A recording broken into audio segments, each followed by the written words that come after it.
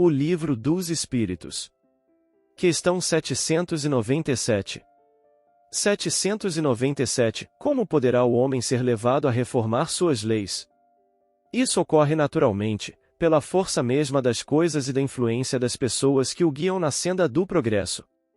Muitas já ele reformou e muitas outras reformará. Espera. Fim da questão. Obrigado por assistir.